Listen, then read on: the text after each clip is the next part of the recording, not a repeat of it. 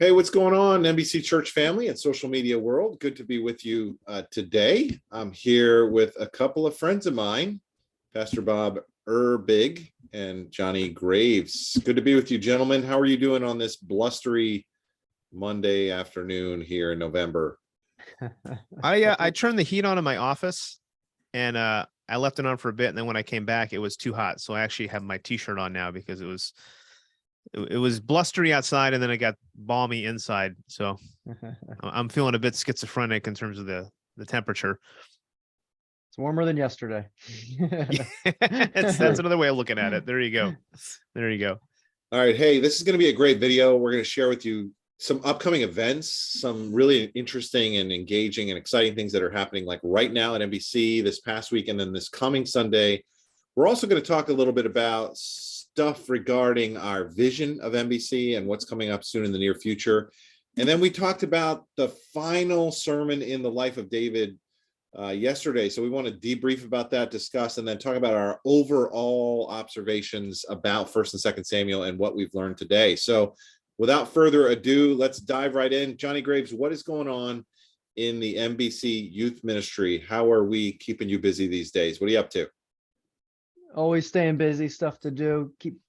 Kids keep us on our toes. Yeah, we had a great week this past week.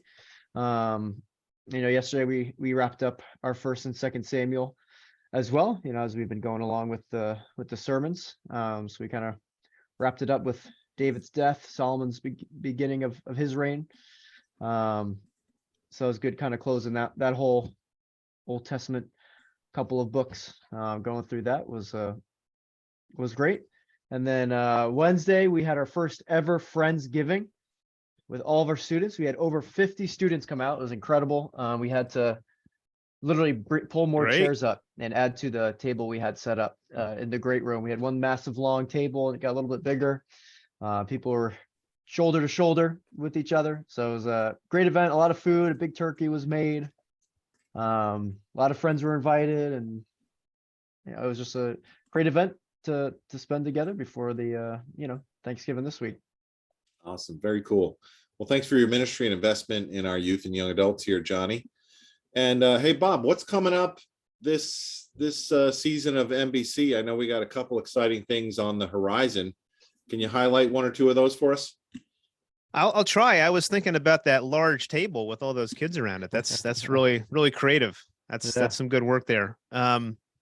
If you want to see a bunch of people come out to NBC, I just want to highlight that in a couple weeks we're doing our now annual Winter Village, and that's just a bunch of people coming to the church outside, huddling up because it's going to be a little chilly. We highlighted this with that amazing video, Scott coming in with a snow machine the other week, and we're going to have a movie.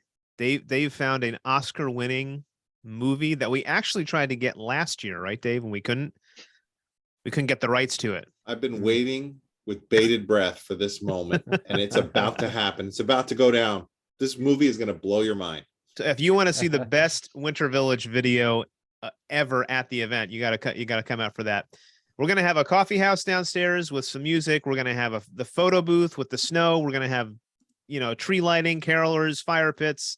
There's going to be a snake. It's not a snake, a steak. What's going on here? Maybe there'll be I'm thinking biblical here. There's going to be a food truck with cheese steaks. A food truck with cheesesteaks, some ministry booth. It's going to be great. Just make sure you come out, s'mores, all of that. Bring some friends, kind of come and go. December 10th, Saturday, December 10th from 6 to 8 p.m. This is going to be the place to be at that point. So that's that. That's cool. Now, what about this other event that comes up in December every year around this time involving some sugary treats? Cookies for a Cause. We do that every year. So we're looking to pack as many cookies as we possibly can. We're going to have as many as we can. Is this like a contest? It could be, although I don't think it is. I think in the past we've baked like thousands and thousands of cookies. You heard it here, folks. Thousands of cookies. Yeah. So you bake the cookies, you bring them in, we pack them up in boxes, we send them off to some of our partner ministries like Feeding Hands, Market Street Mission. We're going to bless them with lots of sugar. And then we were talking in staff meeting today about how I think we bring some of these out to our shut-ins. And somebody was saying that, they don't get, we need to make sure they get food, although I'm not sure that the cookies are like the nutrients that people need to sustain them. But, anyway, they'll enjoy them. They'll enjoy them. So that's Cookies for a Cause. December the 3rd is or is it third or fourth? I think it's the 3rd, packing party. Mhm. Third. I'm trying to find on the website here. Are you sharing already? Saturday. December the 3rd, Saturday. So you can come out and pack, but feel free to make as many cookies as you possibly can ahead of time. Excellent. Very cool. Well, a lot of exciting things coming And up. then this Sunday. What's coming this up Sunday, don't forget this Sunday, Dave. Tell me Big what's day. coming up this Sunday. How about you tell me? You tell me what's coming up this All Sunday. right. So once a year, we have a tradition where we have a Vision Sunday. Vision is an optical term, right? It means, what do I see? And we're talking about what we, the ministry leaders, see in the future of NBC. What's coming up in the year 2023? Where do we feel like the Lord is carrying us and taking us? What are those new initiatives that are on our doorstep that we're excited about investing in? So come this Sunday and hear about where we believe the Spirit is leading us into the future. So Vision Sunday, this Sunday, it's going to be great. Can't wait to share with you all that God has in store for NBC. It's an exciting season. Don't miss it. It's going to be great. Yeah. Now, Be here. rewind a little bit with me. Come with lots of turkey in your tummy There you go. this Sunday. Awesome. Come on out and enjoy the service. Now, There it is. circling back to where we came from, we're wrapping up a series in 1st and 2nd Samuel. We need a king. And Bob, you finished it up. So David's tell dead, us- man. That's it. I David guess, is in the ground, so to speak. there's only two things that are Or in the guaranteed tomb. in life, right? Death and taxes. So even That's- King David, And he died, and he probably collected taxes rather than that's true. paying them. True. So tell us a little bit about the end of David's life. What did you learn there? And what can we learn? More importantly, what can we learn from that final section of our series? Yeah, well, Dave was joking with me before we actually started the recording of the video that I was really excited about the end of David's life, because his last advice that we talked about was to kill all his enemies, or tell Solomon to kill all his enemies, which I always found fascinating that David, that was like his last words. But maybe I'm a bit too excited about that, so we won't start there. I think the idea, though, of death and the end is something we kind of highlighted in the message. And I don't, had you guys been aware or ever attended this idea of this living funeral? I never Like, even so heard of it. Right. So people would, and I think, obviously you have to know, like, somebody's got a terminal illness. They don't have long to live. Usually it's more common with that. So the book I mentioned, the guy had ALS, which is a lung disease. Somebody's dying of cancer. So they gather all their family and friends together where they can actually do a life celebration, knowing that this person is not going to be with them. And the idea that we talked about there is that if you could plan your final words, what would you say? Because that's what we were looking at with David, both in chapter 23 of 2nd Samuel and then 1 Kings 2. David speaks. He gives his last words. For 2 Samuel 23 is his last public words, and then 1 Kings 2, can't speak today. 1 Kings 2 is his last private words to Solomon. So I think the thing that really struck me and made me think is this whole idea of the bifurcation of the public life and the private life, and do we match? So I'm going to show this slide just because Dave was really, really jealous of me with this. Why is it not letting me choose? That's a nice looking slide. Can you see a slide? Is it there? Can you see the slide now? No, I can't. Not I did a anymore. second ago. Okay, so we had it. Do you see it now? Yeah. Okay, there we go. Okay, so anyway, so Dave did this slide with the gap last week, and it was all not aligned. I have a perfectly aligned slide here talking about the gap that exists between our public life and our private life. And that was a major theme, I think, throughout this message. How do you bring those into alignment, and what did that look like in David's life? So that's what we talked about. I talked about a couple things as it relates to an influential public life. we talked about what does it mean to be a man? Because the last thing, the way David starts his last words to Solomon are, be strong, show yourself a man. Let me go back down here, show you the actual slide. Be strong and show yourself a man. So, the question of what does it mean to be a man in today's day and age? What is it? And other translations say courage, what does it mean to have courage? So we talked a little bit about that.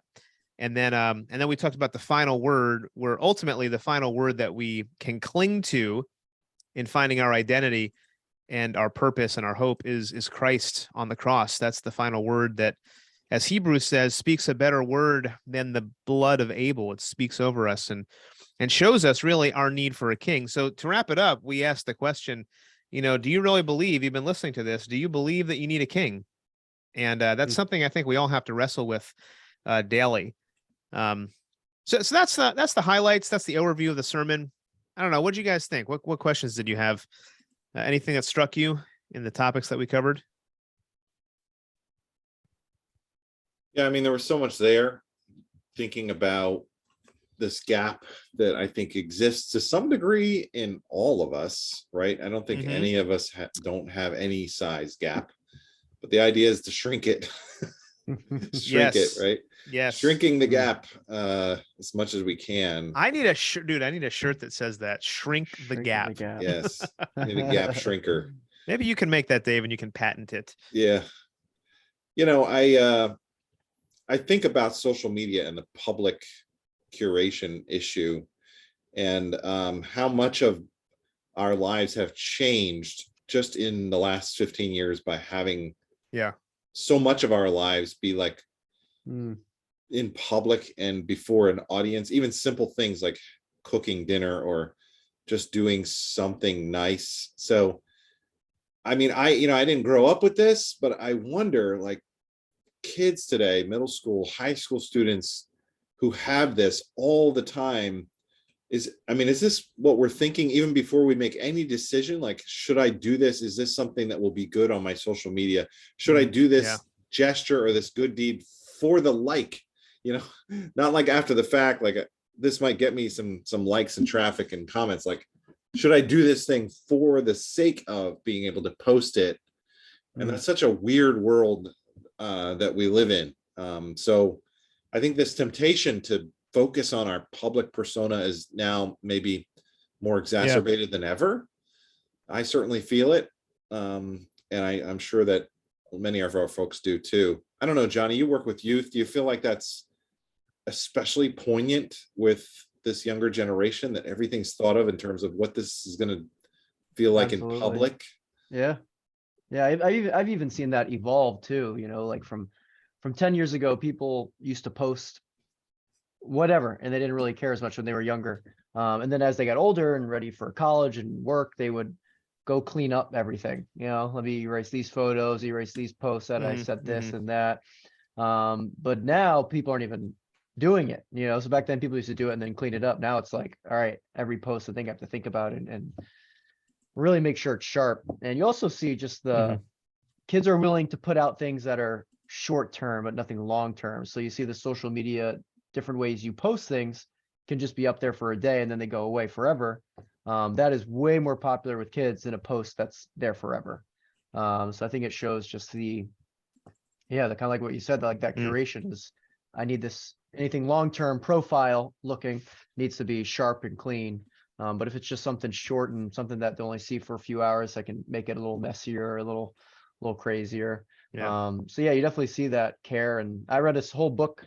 I think it's called like The Happiness Effect by some psychologist. Ross Douthat. Is that Ross maybe Douthat? that's it. Yeah. And there's chapters and chapters of testimonies of people just saying how much of a pressure and anxiety over every post, like what time they should post it, what, the picture, every little detail was so thought about to, anxiety levels, OCD levels of making sure it looks good. So yeah, it's just, it's incredible what was supposed to just be a fun way to connect with people have turned into something else. Does anything really go away online though? I just like to think it does. Right. Yeah, I mean, we were talking in the message a bit about this idea of curating, you know, your public image. And thank you guys for the example of that Be Real app, which I hadn't heard of before this week, and I thought that was kind of fascinating, catching you at Hmm. whatever moment, and then, we're assuming that's that's real, but then still having this desire, many people do, to be caught in their best moments, hoping, yes, that was great. I imagine people cheering if the alert comes right when they think it should. So it's pretty fascinating. Hmm. Another thing I think that maybe goes along with that people don't need to think about more than they do is this idea of I kind of talked in there about David's public words showed us if you want to have this influential public life, you need to have a prophetic voice, a kingly vision, and then a secure vocation, which is the idea of calling. And I sort of wonder if people don't cultivate and try to discern the calling that God has them in life, which is why we feel like we need to act a certain way rather than just being secure in what God's calling us to do. So I wanted to mention, I mentioned a couple of books in here. If you're specifically, if you're a retiree, but really even if you're not, this book, An Uncommon Guide to Retirement, this guy does a great job of talking about calling in one of the chapters, but also giving you the full arc of thinking about what is retirement for and how can you prepare for that even when you're 30, like thinking about like, how am I setting myself up to live a full life later on? All the books I mentioned in the sermon are actually all pretty thin. So if you're not a reader, you might be able to get through them. They're small books right here. There you go. Small books. Anyway. All right. What else? Yeah, I guess the other thing that stuck out to me was just thinking and considering about his private words that he had to his son. And it's such a tender moment. Really, I think wanting to protect his son from danger. I think as dads, we all want to help our kids avoid pitfalls. And, these couple of folks in David's circle Mhm. could potentially cause issues for Solomon. So it's on the one hand, Yeah. super fatherly and protective. On the other hand, it's kind of ruthless and bloody, but it's like David just gets down to business and helps Solomon get set up for success Yeah. there at the end.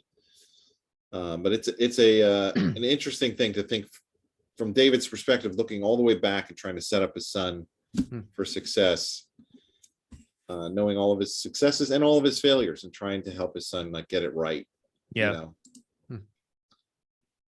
Yeah. And like I said, interesting question of what is it, show yourself a man. What does that mean? Right. We have so many different messages in today's world about what men should be and what men should do and where men are getting it wrong and this and that. And I imagine if you're young, and I guess even if you're not young, it can be very confusing. Right. So I mentioned that John Tyson book and those 6 roles of men, which, he just kind of makes the argument that, looking over history, these are kind of the roles that men have played. It's not exhaustive, but these are a good list of things that men are called to and want to master. So the idea of mastering your spiritual life first, being a disciple, lover, relating to women, being a leader at whatever level that is, being a warrior, having a cause to fight for, being a brother, having other men around you, and then wisdom, which I think we need more and more. How do you wisely navigate the current terrain we have?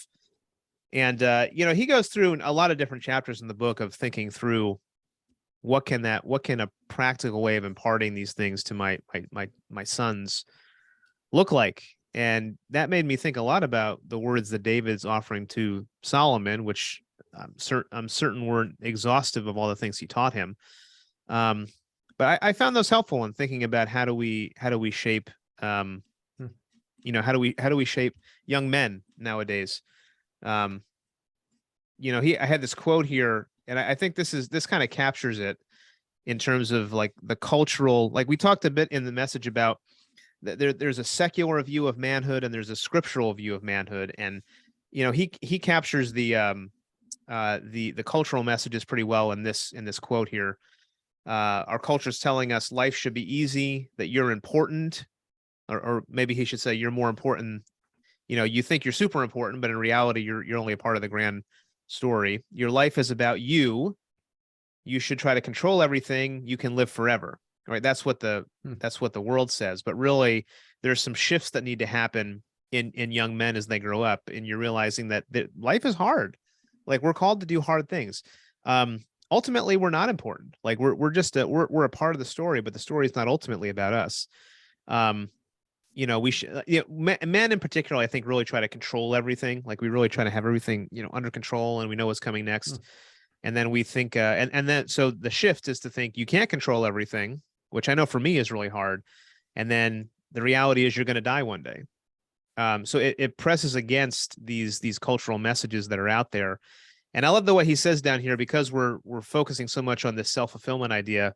We've got this extended adolescence of young men who never want to leave the basement and just want to play video games all the time. Not that video games can't have their place, but too many people focus too much on living in this kind of virtual world rather than really investing in the people that are around them. So I thought a lot about that with, David's words to Solomon and what that practically looks like in our world. That's a great resource. I hope we'll hear more about Tyson and some of those thoughts in future messages, because we're just kind of there you go, really scratching the surface there. So we are, and it's probably a needed message today, I think. So anything else on the final message before we kind of broaden out our perspective? I could talk a lot more, but I think that captures it all. It's a great passage, been a great life of David. Great. Well, thanks for wrapping it up for us. So let's just take a moment to step back. All three of us have been deeply diving in the ocean of 1st and 2nd Samuel, which was a massive amount of biblical content. Some weeks we were going 2, 3, 4, 5 chapters at a time. And really, it's so rich and complex and overwhelming at the beginning of the series. So couple questions, top takeaways from your study on the life of David this time around. And maybe if you were to offer like your top 1 or 2 resources that you found really helpful as you were studying and working through the book, like, what did you guys learn over the last couple of months? And I'll let you think about that as I kind of start. So for me, really the whole idea of 1st and 2nd Samuel was coming out of this very chaotic time of the judges, right? So God is revealing himself. We meet this character Hannah, and Samuel comes on the scene, and God is on the move, and he's setting up the government of his people. And this is the very beginnings of that, the beginnings of the monarchy, right? And then all of a sudden we meet this foil character named Saul, and he's all about the outside, and God's not looking at the outside. God's looking at the inside, which continually comes up as a theme, like throughout 1st and 2nd Samuel, this external versus internal thing, God looking at the heart. That was like majorly important. And then there's this hinge moment in 2nd Samuel 11, like everything's going great.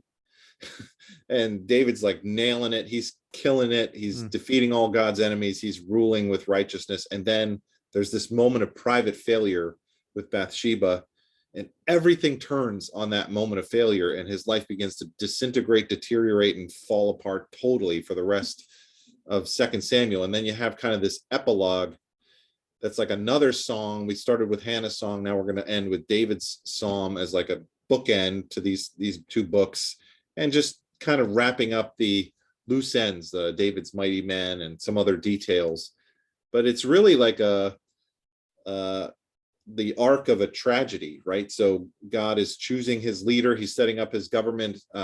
Everyone thinks David is the man, but David turns out to be this really complex, flawed leader that is meant to disappoint us. And we're pointing ourselves forward, looking for the better son of David to come, which of course gets us into the season of Advent, which is coming up pretty soon. So that's kind of my takeaways of the overview. Top 2 resources for me. I was really enjoying Robert Chisholm's commentary, teaching the text of 1st and 2nd Samuel. That was super helpful. And I usually would find time to read every chapter in the Reformed Expository series by Richard Phillips on 1st and 2nd Samuel. That was a great resource for me. So that's my takeaways. How about you guys? What did you learn over the last couple of months, and how would you summarize your studies? It was a lot. A lot happened over the last few months and going through the books. But I think something for me, and even actually kind of something we wrapped up yesterday was, we're kind of talking about David's life ending, and I just kept saying like, think about all the things we talked about with David and Goliath, David and becoming king, killing tens of thousands, moving the ark, like all these incredible momentous things happening in his life. He rose to the top, and there was probably not many people higher than himself. And now he's old and cold, and he can't keep his body warm. Like, this is the David we've been reading about each week, like incredible. And this is where he's at. And just kind of thinking through all the great things, but also all the flawed things. I mean, we had kids each Sunday going, what is happening in the story? With Nabal and Abigail, Nabal dies, so David takes his wife. David and Bathsheba, all right, gets his husband killed so he can marry her, and like all, they're just each week like, what is this? This is HBO content that we're reading here. Yeah. So to reflect on that, thinking about his life, and then thinking about how, there's one aspect of David, like you said, that is people just, oh, the Psalms are my favorite books. They're beautiful. David is incredible. And you kind of see the flip side, maybe it's that gap, right? And you see all these terrible actions that David took, or maybe inaction, right? As a father. But David still is viewed positively, in scripture, right? This is the house and line of David, that they would say Solomon if David was that bad, right? They'd probably try to not say his name, Right. but he's described as a man after God's own heart. And some of our students, which maybe someone's daughter in this video, was reflecting in some classwork, and how all the kings later were described as evil or good. And typically, or I think all the time, if they were described as good, they were described as following the Lord and following in like the footsteps of David. Right. So I think we kind of just wrapped up that, yes, David was flawed, but after each flaw moment, you typically see him repent, seek forgiveness, and continue to strive after God, which is really what we all do on a daily basis. Is we strive after God. We have flaws, we sin, and then hopefully, if we're following Christ well, we repent and strive on and continue the process of sanctification and becoming holy. So I think for us, that was just a big kind of a nice wrapping moment on David's life, and really our own lives as well. Yeah, great. Thanks, Johnny. How about you, Pastor Bob? Yeah, I think I agree with all those things that you guys just mentioned. The thing that I really like about the Old Testament narratives, so we've done Exodus last fall, we've done First and Second Kings, we've done we did a series with the Genesis narratives, and the thing that's really cool about the Old Testament narratives, which is different than preaching like a Pauline epistle or even wisdom literature, which we're going to look at Ecclesiastes after the new year, which can be very philosophical, although it touches on life's themes. The Old Testament narratives really show you life in action and shows you very real characters. So David, yes, is described as being a man after God's own heart, but he certainly doesn't always get it right. He certainly, he sins. You see his warts, you see the mistakes he makes. I thought and there's a lot of different threads you can explore with that, because there's details that are given and there's details that are withheld, which make you think, what really happened here? And it makes you, or I should say, it allows you to be more introspective about spiritually, what would you do if you were in that situation? So that's the thing I really enjoy about the Old Testament narratives, but also the literary technique in so many of these stories is pretty interesting. How they use words cleverly, how you mentioned the foil with him and Saul. Thematically, the theme that I think is running through First and Second Samuel is that idea of the Lord looking on the heart, where we look on outward appearances. Comes up with David, and obviously there's this really clever technique in 1 Samuel 17 with David and Goliath, where Saul was so much taller than everybody else, and then Goliath was taller than him, and the author doesn't come out and say this is what I mean, but you can kind of see it's a literary technique to show you that when you're looking at the outward appearances and not trusting in the Lord, that's a mistake. He doesn't say that Mm. explicitly, but that I think is what he's getting at. And then I would just say the other thing, because I preached on this, the 2 Samuel 7, the Davidic covenant, Mm. the fact that God, in the midst of all of our sin and all the Mhm, messing up, like mhm. ultimately I think that shows you that it is about God. It's about God preserving a people for himself. It's about God stepping into history. It's about God carrying us along even when we can't.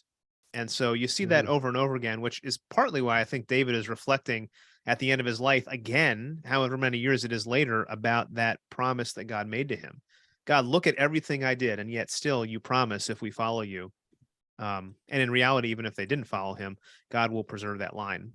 He will make a way for Redeemer, for Messiah, for Christ to Mm. come, which points us ahead, obviously, to the New Testament and Christmas, which we're going to start talking about next week. Yeah. So Great. really, it was really great study. And maybe one more thing. The other thing is people were coming up and telling me, man, this was just a great study. I love learning about David. And I said, yeah, because most people think when they think David and Goliath, and that's it, and there's so much more to David's life. Mhm. Not only that, but also the amount of Psalms that he wrote. I mean, you got a picture of David's actions and his interior life and his desires. And I don't think we have really any other character in the Bible, save perhaps, Jesus, that we get that to see Mm. how in depth it is. Yeah. Right. Great. Well, thanks for your hard work and skillfully handling the word of truth. Appreciate you, brothers, and looking forward to being with you guys next Sunday. But before that, we want to wish you all a happy Thanksgiving. Johnny and Pastor Bob, favorite food on the Thanksgiving table? What are you guys looking forward to this week? Turkey, cranberry sauce, and stuffing, and then for dessert, pumpkin pie and whipped cream. Oh, Boom. man. He was Sounds ready. He delish. was ready. Man, Johnny, are you not ready, man? What I'm about you? gonna above all button here. Whatever's there. Not much I don't like on the table for Thanksgiving. Even Yeah, if they yeah, bring yeah. the tofurkey, if they got the vegan, Oh I man. found this interesting little meme today. I don't know if you guys can see my phone there. Here's the proper way to eat a pumpkin pie. You just gotta like drown this thing in whipped cream. That's the right way to do it right there. Yes. That's great. Yes. All right, guys. Happy Turkey Day. Cool. You too. Thankful for, and There you go. appreciate you guys watching today. We'll see you next time. God bless. See ya.